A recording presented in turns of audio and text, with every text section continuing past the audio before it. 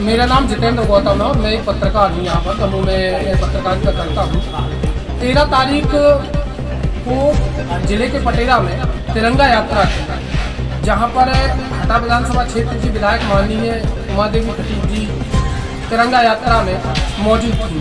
उसमें वो एक रथनुमा बग्घी पर, जहाँ पर भारत माता को रूपांतरित करके बैठाया गया था, उसी पर वो आराम फरमा रही थी बैठी थी।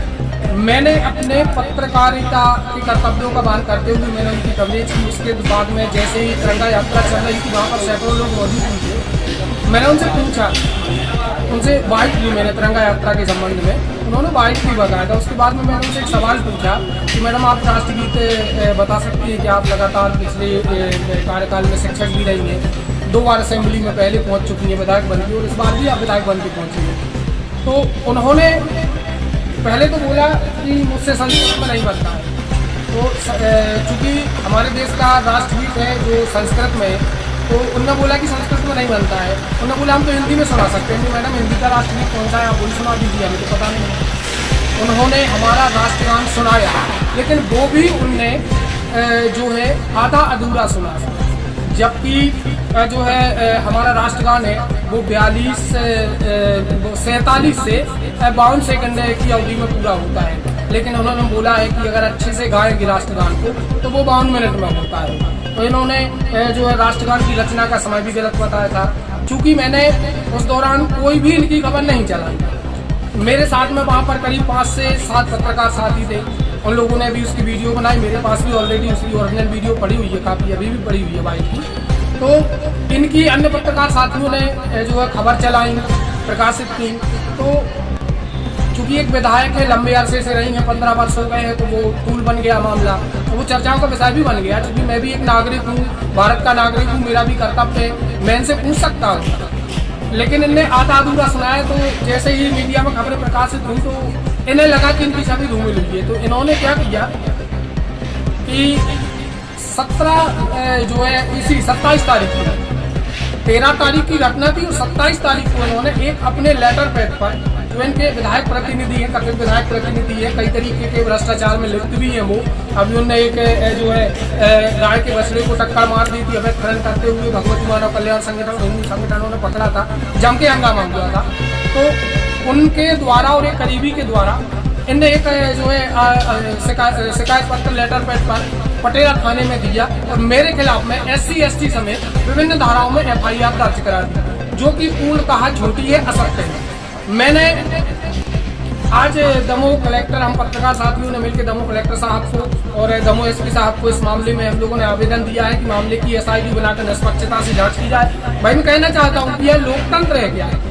एक पत्रकार को अधिकार होता है कि किसी से भी कोई सवाल पूछे। जब हम लोग एक अधिकारी से भी सवाल पूछते हैं कि भाई ऐसी समस्या है ये है, तो उनका जवाब होता है, वो देते हैं। आपकी मर्जी थी, मैंने आपसे राष्ट्रगान का क्वेश्चन किया था, आपकी मर्जी थी, आपको जवाब नहीं देना था, आप मना कर देते। लेकिन उसके बावजूद भी आपने हमारे राष्ट्रगीत का, जो हमारे भारत की धरोहर होती है, हमारे देश का गौरव होता है राष्ट्रगीत, उसका आपने राष्ट्रगान का, राष्ट्रगीत का अपमान किया गलत पढ़ के। फिर भी मैंने, इनके 2 साथियों ने मुझे उसी दौरान धमकी दी, एक भरत पटेल ने और एक इनका विक्रम वर्मा ने। उसने मुझे वहीं पे धमकी दी, रोका कि आप ये खबर नहीं चलाना वरना आपके लिए ठीक नहीं होगा। हालांकि उस दौरान विधायक महोदय चली गई। अब इन्होंने जो FIR में उल्लेख की है, उन्होंने बोला है कि मैंने वहाँ पे गंदी इन्हें गालियाँ दी, इनके साथ अभद्रता की, इनके साथ में। तो मैं पूछना चाहता हूँ कि आपका बॉडीगार्ड भी आपके साथ में था, गनमैन था, आप जो है पटेरा, पूरी पुलिस आपके पास में मौजूद थी, पटेरा थाना प्रभारी थी, मेरे पास में वीडियो है ऑलरेडी वहाँ पे थी, और जो है वहाँ तहसीलदार महोदय भी थे, अन्य प्रशासनिक अमला था, नगर परिषद का भी अमला था। उन सबके बीच अगर मैंने आपको गाली गलौज की, आपसे अभद्रता की, तो उस दौरान आपने कार्रवाई क्यों नहीं कराई? भाई एक विधायक बड़ा पद होता है, तो एक विधायक को मैं अगर गाली दूंगा तो क्या इनके गनमैन, इनकी जो है मौके पर पुलिस प्रशासन अमला मौजूद है, वो मुझे छोड़ देता क्या?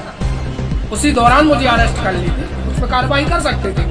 लेकिन यह पूरा षड्यंत्र के तहत मैंने इसको लेकर करीब 6 दिन पहले हमारे भारत के राष्ट्रीय मानवाधिकार महोदय अध्यक्ष को भी मैंने एक जो है पत्र लिखा था, प्रदेश के मुखिया मुख्यमंत्री जी को भी मैंने पत्र लिखा था, प्रदेश के डीजीपी महोदय को भी पत्र लिखा था, आईजी महोदय को भी पत्र लिखा था और मैंने स्पष्ट रूप से उसमें षड्यंत्र बताया था। मुझे जानकारी मिली थी कि ये लोग मेरे खिलाफ में षड्यंत्र रच रहे हैं, फर्जी FIR बना रहे हैं और मेरे परिवार को इनके द्वारा खतरा है। इनकी कई बातें सामने आई, इन लोगों ने धमकी दी। एक दिन रात में 12:30 बजे इन्हें फोन लगा के धमकी दी। किसके फोन से? बिज्जू साहू के फोन से इनके छोटे लड़का प्रिंसदीप खटीक ने फोन लगाया और मुझे धमकी दी। मेरी वाइफ ने फोन उठाया, जिसकी ऑलरेडी मेरे पास रिकॉर्डिंग मौजूद है। वही बिज्जू साहू जो बलवा एक्ट में कल हटा पुलिस के द्वारा उस पर कार्रवाई की गई हिंदू मुस्लिम दंगा भड़काने की एवज में। तो मैं कहना चाहता हूँ कि भाई हम लोग लोकतंत्र का हिस्सा नहीं है क्या? हम लोग पत्रकार नहीं है क्या? हम लोगों का अधिकार है, हम लोग किसी से भी सवाल पूछते हैं। अगर हमने आपसे सवाल पूछा है तो इसमें हमने गुनाह क्या कर दिया? आपने बोला कि मैंने तोड़ मरोड़ के आपका बयान पेश किया, आप मुझे साबित करते हैं कि मैंने कब आपका तोड़ मरोड़ के बयान पेश किया? मेरे पास ओरिजिनल वीडियो क्लिप पड़ी है जब मैंने इनसे पूछा पूरा, लेकिन इन्होंने फर्जी FIR दर्ज करके जो है हम पत्रकारों के अधिकारों का हनन करने का प्रयास किया है। मैं प्रदेश के मुख्यमंत्री और अन्य सभी पत्रकार साथियों से निवेदन करता हूं कि इस तरीके की अगर तानाशाही रही तो फिर हमें लगता है कि हम लोग निष्पक्ष पत्रकारिता नहीं कर पाएंगे। हमने आज ज्ञापन दिया है, आवेदन दिया है माननीय कलेक्टर महोदय को, जिले के SP महोदय को कि अगर मामले में 3 दिन के अंदर SIT गठित करके निष्पक्ष कार्रवाई नहीं की जाती है तो चौथे दिन में यही कलेक्टर कार्यालय में स्वतः आत्मदाह करूंगा या फिर अनिश्चितकालीन अनशन पर बैठूंगा, जिसकी जिम्मेदारी दमोह कलेक्टर, दमोह SP और खुद हटा विधायक और प्रदेश के अन्य प्रशासनिक अधिकारियों की होगी।